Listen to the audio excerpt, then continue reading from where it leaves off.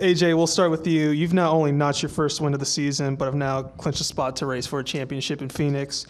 Just take us through those closing laps of fending off the 28 and the final restart that ultimately sealed the deal. Yeah, it was. Wow, what a up and down year. What a crazy year. It's, this is a racetrack that we felt like if we could get to the round of 8, we've been historically pretty good at. So. Really the first stage, the car was good, but I was really loose. And then kind of once the sun started going down, that kind of woke the car up. And I knew when we had that big lead, that wasn't going to last for the whole race. So Ryan was really good getting into the corners, and I started just getting a little bit free there kind of late in the race. And I knew that was his strength. But my spotter, Coleman Presley, dude is phenomenal, by far best spotter that's out there. And just the info that he gives me kind of every lap, every corner of what's happening behind me, where they're strong, where they're weak. It just makes my job a lot easier. So I knew, first of all, the pit crew did phenomenal. Just to get the lead on those last couple of pit stops kind of made the big difference, so we could kind of set the pace there. And, that late race restart, I just knew that I had to hit the bottom the best I could. And I knew Ryan was strong. I was hoping I could get the 7 behind me off of 2, and they could battle it out for second. But Ryan did a great job, and I just had to do everything I could to try to hook the line there and just take his air away. And just what a race to get our first win of the season. And Chris, what does it mean to not only get this win for the organization, but have a shot at a championship before AJ goes back to full-time Cup racing in 2025? Yeah, I've had a rough, I'd say 6 months thinking about getting AJ a win.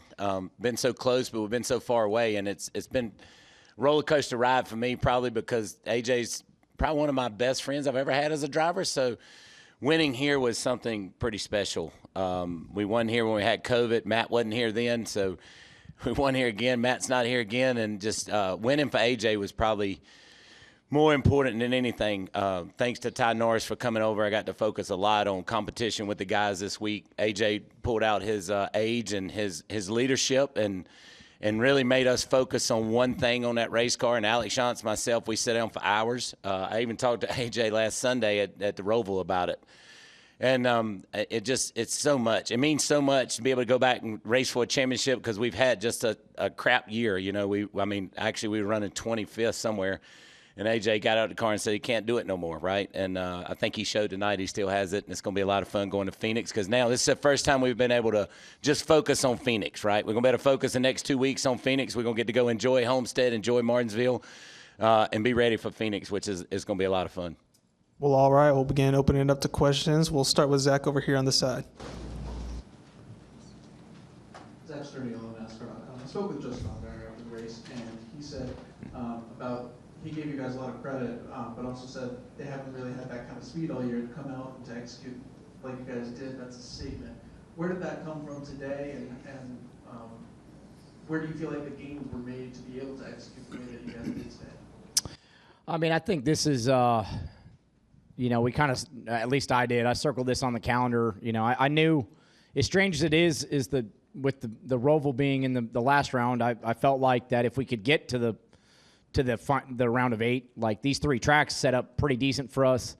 I won't lie, the weather conditions probably helped us. We've struggled here in the summer race when it's hot and it's slick, and when I kind of saw the weather of what it was going to be, I started looking last Saturday, honestly, of like, okay, what's the weather going to be in Vegas? And saw that there was a kind of a cool front coming in, and it just kind of reminded me of what the 2021 race was here. And that's what I told Chris and Alex. I said, hey, this is what I need it to feel like to even have a chance. Like, and at that point, I would be lying to you if I said it's going to be enough speed to go win the race. But I said, the only chance we got is if it feels like it did in 21, and this is how it felt like it. So we got to figure out what we did. So went to work on the sim. Not just all the engineers and crew chiefs. That's what's great about this. It's, we all work on it together, and we just focused on it and kind of unloaded yesterday. And it felt like it, but it was still kind of free. And even that first run, we didn't have quite the speed, but when the sun went down, it kind of got the weakness of the car back a little bit of strength. And then where I wanted to focus on, the car was really good. And, I think that's the thing with us. We show at times, and, Chris might admit it, might not. I feel like when we're at our best, we can beat all of them, but our box is super tight. And where some of those guys, their box is a lot more. But I feel like we go to races, and when we nail it, we can run with them. But our off is way more off than they are, and that's, luckily it was on today. We're going to come up here to Bob, and then we're going to make our way down here in the middle. Bob Parker, Fox Sports. When Ryan is virtually past you and gets loose, do you think he's going to spin into you? No. I mean, it just I was really loose getting off into the corner, and the car was building free, and that's where Coleman kept telling me that he was really strong, was being able to drive in the corner. And, I knew eventually, because I was getting looser, and it's like we're vultures out there, right? You see somebody's weakness, you're going to go after it. And he wasn't like getting to my bumper and moving me out of the way, but he was getting me free. And I think when I saw him get under me, and I knew that I was free, I didn't even try to get on his door that tight, but I saw how loose he got. As soon as he got under me, it kind of opened my eyes, like, okay, like if I can stay to the outside of him anytime he gets under me, it's, yeah, we might wreck or we might not. But no, I mean, I thought he raced super clean. I knew what's on stake for him. He, what a win for him and his team means. So I knew he was going to do everything he could, but it was, when he got under me, it's not like he crowded me or anything. I thought it was really fair. And I drove it into 3 as hard as I could on the last lap. I knew he was going to try to drive in there just to get me loose, and fortunately, it stuck enough.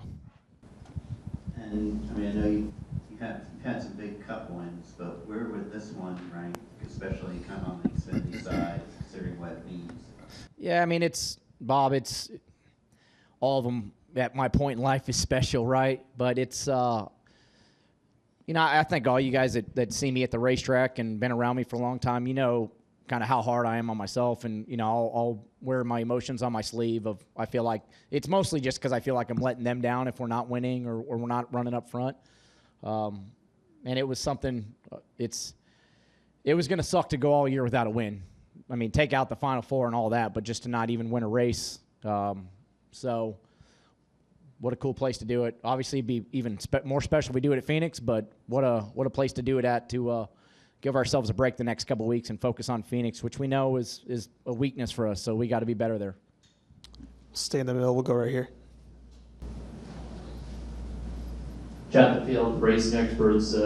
Chris, you mentioned that this year's been a crap year for you guys. Just kind of walk us, I guess it's for both of you, walk us through some of the challenges that you faced and what this win does.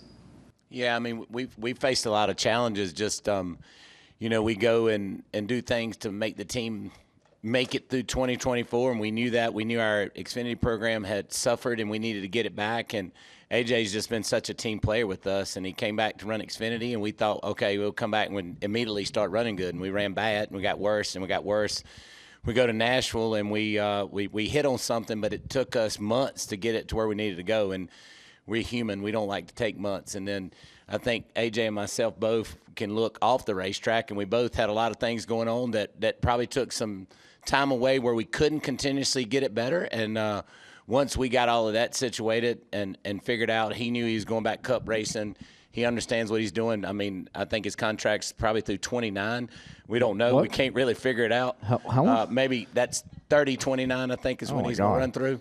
So once that happened and he started focusing on how to get to the championship, I think we started getting better. And we struggled. He struggled mentally probably at the road courses more than he would admit. And that hurt us in the ovals, right? Like, so once he and I, we went and played golf, and we spent 4 holes with some serious hard talks, and then we probably got drunk after that and harassed my friends. We did harass your friends, Yeah, but they and deserve it. So that day forward, moving forward, we began to uptick. And he showed it tonight that the young man still has it, and it's fun to watch when AJ's doing AJ things. He did it last week in the Cup car, and he done it again tonight. So love this guy to the end, no matter whether he's running 25th or 1st. He's hard on me, super hard on me, whether he likes it or not. But he shows. No, I he's like still being got hard it. on you. No, I actually like that. Next question. We'll stick right here. Tom Zaleski, Iron County today. AJ, without that last restart, how much were you feeling danger? Were you nervous about the possibility of wind getting away? I mean, you just mentally set yourself up like we'd had a great day, right? Like it's the end of this thing. It's about confidence, and as the race went on, confidence kept growing in me that you know what, no matter what happens, we're showing that we can, when we get it right, we can run up front. But yeah, we know what's on the line. A win locks you in. Wouldn't say I was worried about getting away, but yeah, it's stressful in there. I knew Ryan was, I was, from the second half of the race on, I was never really worried about the 7. I was kind of always pacing myself. But when Coleman said the 28 got to second, I thought, okay, like I got to step it back up here. And he was super quick. And, like I said, that one time he got under me and he got loose, and I kind of thought, okay, he's a little weak too now. He's not just strong as can be. And that kind of reset it like, all right, it's not going to be easy for him to get around me. And then the restart, we'd been having great restarts, and I knew the bottom lane was way better than the top. I was just really hoping that the 7 would clear him as well. So once he got to second, I just knew I had to run a lap and a half as perfect as I could run it. We'll go up to Chris up here in the front, then go back to Zach, then we'll go in the middle. ChrisMackHeadchance.com. AJ, do you guys have to prepare at Phoenix that you're going to have to win the race to win the championship? Probably. Yeah. I mean, I think the Xfinity Series, historically, you don't always have to win the race, but hell, I think Chris admitted we just got to run fast enough so we can win. We've been terrible at Phoenix. We need to be on the lead lap when Yeah, it's over. so I got work to do. I think that goes, and not taking this question, but I think it goes who's the next 3, right? Like who's the next 3 that could get into 8 car can win. I mean, it's so many different people that can go win at Homestead. It's I think the Gibbs cars are phenomenal there. The 7 car is phenomenal there. And for us to take one of those spots that those guys were already, had a ton of points on us, I think now just to see the 3 that go in. But, Chris, glad to see you back. Got a follow-up from Chris. Chris, how do you if you guys' performance hasn't been that great at Phoenix in the past, how do you prepare for Phoenix, and how do you put yourself knowing that you guys are the championship is on the line? Well, what's actually been good lately, and AJ will tell you this, Daniel Dye and Christian Eckes, those guys have got in those simulators and got the tires to where they need to be. We haven't had that. We haven't had that to where they could get the tires where they need to be. And Daniel Dye is sitting there forever and just drive that thing because he's used to video games. This guy's not going to go in there and sit in it, right? And he gets in there and it's a little bit off, and he's got to take a little bit of time to get it right. We got to prepare looking outside the box, because the box we've lived in for so long, we've always been the 4th car, right? Like we've never been the car to win. With Justin Haley, we had opportunity to take 2 tires. We took 4. The year he was in it, we left a wheel loose. So I mean, we made too many mistakes, but we were always tooth and nail to get there, and then it was a rush to get there. This time, we're going to focus from this day forward. We're going to focus on that 16 car going to Phoenix, and what can we do to make it better? And we're going to run through so many different setups. Daniel Dye probably sit in there forever and try to get something close so he can sit in there. He's already going to simulate, I think, twice this week on different things. I am? Yep. Okay. And so, we're going to change that up from Homestead to Phoenix, so because Homestead is one of his places he has a lot of fun at. Why, I don't know, because he hates the wall. He hates riding up at the wall. He hates hitting the wall. So we're just going to look outside the box. We'll go back to Zach, and then we'll return to the middle with Don.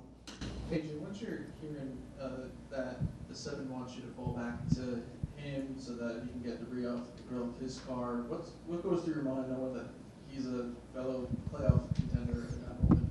Yeah, I mean, I made it simple. You catch me, I'll let you get it off. I let him get close enough, but at that point, I get it. It's worth asking. So, it was nice of him to ask. I made that call to tell him because we're Chevy, right? Like we're Chevy. We love Chevy. Chevy in Xfinity Series, we're a key partner. Cup side, we're not, but we're trying to show our way, right? Kaulig Racing is trying to show the way that we can be a good key partner. And we wanted to see if he was being honest too. Like they said they wouldn't pass us, so we would see. But I knew once he got close enough and AJ said, I had enough, I'm getting the hell out of here, I knew that he had done all he was going to do. Go to Dylan right here. Hey guys, Dylan Hunt, FoxFish.com. Chris, I watched you celebrate on top of the pit box and yell, let's go to Phoenix. And then immediately after you realized that Ryan Sieg's pistol was right next to yours and you pointed and said, good job, great race. As somebody who has worked with drivers and teams still looking for their first win in the past, can you relate to Ryan Sieg's situation? Yeah, I can relate all the time. I watched it last week when I made dumb calls to help in 97. I watch it. And, you know, whether you believe this or not, I do have a big heart, and I understand where Ron Sieg and Rod Sieg and all those guys are coming from. Man, he's raced so long. They put so much into the sport. And, you know, it's a big deal for us to win, and I only think about us. And I spent 3 races when SVG won that I was more worried about what AJ was thinking than celebrating, you know. And you don't never know when you're going to go back to victory lane. But at the same time, if I'm sitting right beside me, I would be so mad I'd want to take a BB gun and shoot my legs out or something, you know. I mean, I get it. So I want to show them that, you know, we understand. They put the pressure on us. They did what they were supposed to do. They didn't wreck him. They didn't do anything crazy. It was a lot of fun racing with those guys. And I wanted them to know that I understood where they come from and that they done a hell of a job, and it was fun to race with those guys. We're going to go to the middle right here and then come up front to Dustin. Mitchell Brewer, Black Hat Sports. AJ, you've now won a NASCAR Xfinity Series race in every year since 2019. What's it mean to keep that streak going for you? Yeah, I mean, it's been a lot of years not winning in this sport. And, you know, this year has been hard just because, you know, part of the reason of why Matt and Chris wanted me to come back to the Xfinity Series was to try to help the program and you know, get it in the right direction for guys like Christian and Daniel and Josh. You know, and I mean, Chris will tell you, I mean, we have to pick each other up. We go in stages of sadness. You know, it's just I was going to be very disappointed if we went this whole year and didn't get a win. And obviously SVG's gotten 3 wins on the road courses. And I struggled on the road courses till really last week. And SVG, you know, in that sense, I can tell you even last week, going into that race, just on sim trying to help me on both cars try to get faster. I mean, he's been great to work with, but, you know, just in the mere fact of just trying to get a win for us in the 16 group, Alex Yance takes it personal. He feels like he's letting me down if we're not winning. That whole group, everybody at the shop. So it's fun to win. That's why we do it. It makes the 28 crappy races we had before this they disappear, right? Like they don't even matter now. And that's what this sport will do to you. It'll rip your heart out constantly and make you feel like crap about yourself and feel like, even though it's just racing cars, that it's the worst thing in the world when we know it's really not. You know, but that's why we do it for a moment like this. Come up here, Dustin. Dustin Long, NBC Sports. AJ, when Chris mentioned that the thought of you struggling mentally on road courses affecting even the ovals, can you, from your perspective, explain that or how you perceive that and just what the struggles were in that sense or how they carry over from the different courses? Dustin, I mean, it's, you know, even take 22, for instance, right? Like, we weren't very good on the ovals. We won Talladega, but we had 4 road course wins with it. So you still win, and you still feel like, okay, like, you know, it's, yeah, we know we're weak on the ovals right now, but, you know, you still got wins in the win column, and you know, you have moments you get back on the plane and you feel good about yourself. And let's be honest, SVG is world class, and it's, you know, I had to get in the cars and figure it out, and, you know, it's good and bad, right? Like, you watch them win, and it's disheartening for me just because, I mean, that's where my quote-unquote specialty is. But it also is good because you look at it and go, hell, he's winning. So I just got to figure it out. And, you know, it'd have been different if I think the thing would be, it'd have been different if I was just finishing second to him and you're just like, all right, this is what the guy does. But he wasn't in the races, I wouldn't have won him anyway. So I was just struggling in general. And yeah, that carries over because now you start putting more pressure on the ovals and we're struggling there. So yeah, it's, you know, it's just kind of, I always laugh, right? Like I have the best life in the world, and it's the reason why I'm miserable every day, because it's not good enough. And the day that I start showing up and just going, you're in 8th. Okay, who cares? Go home. That's the day I don't even need to think about sitting in the race car. So Chris will attest I'm far from that. So, but yeah, Dustin, but SVG, last week, put it this, for instance, last week I was sitting in the Cup Sim and I was 9/10 off of SVG, and he sat there trying to explain what he does to go fast.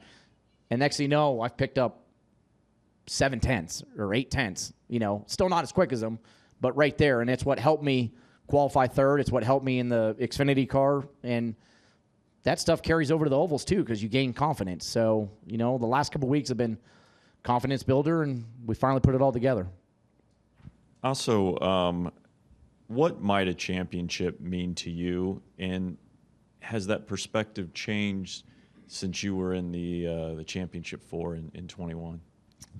We got a lot of work to do for sure to get to Phoenix and know that we have enough speed to do it. But let's be honest, the championship doesn't change my life either way, right? It doesn't change what I'm still going Cup racing next year. Chris assigned me through 30 or whatever hell long we're here for. So it doesn't change but at the end of the day, I think it completes the circle for all of us on the Xfinity side of it. And we got a lot of young talent that's coming up and is going to hopefully continue this program for a long, long time and keep building it. So what a championship would do is just be full circle, and there's not many people that get to say they're a champion in NASCAR. And that's, whether that changes my life or not, it doesn't, but it's something that this is what we work for, and that's why we do it, is to go try to win this championship. And we'll wrap up right here. Kyle Foster, Napa Sports News. Chris, AJ, congratulations on the win. I'm kind of curious to your guys' perspective.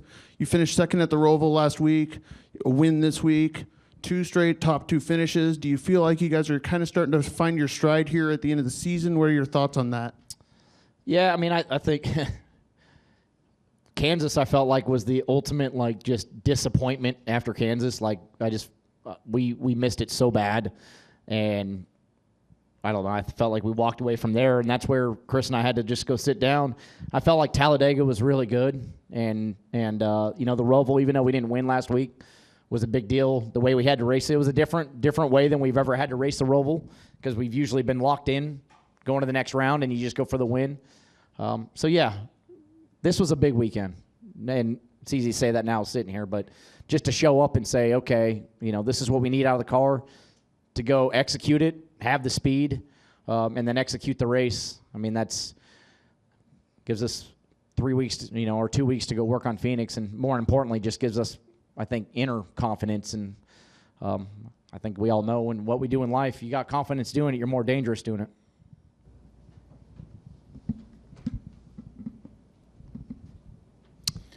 A championship would change my life. Y'all wanted to know. Well, I got you. Yeah, it would change Matt Kaulig's life, because we've won in a lot, right? So, yeah. Thank you guys for what y'all do. We really appreciate it. It's Vegas. Remember, you got to be at work tomorrow, okay, guys? Don't go out, get drunk. Make sure you're here. It's on the win to you and the 16 team for tonight. 16 team. I'm going home tonight. Did you see our qualifying result for tomorrow?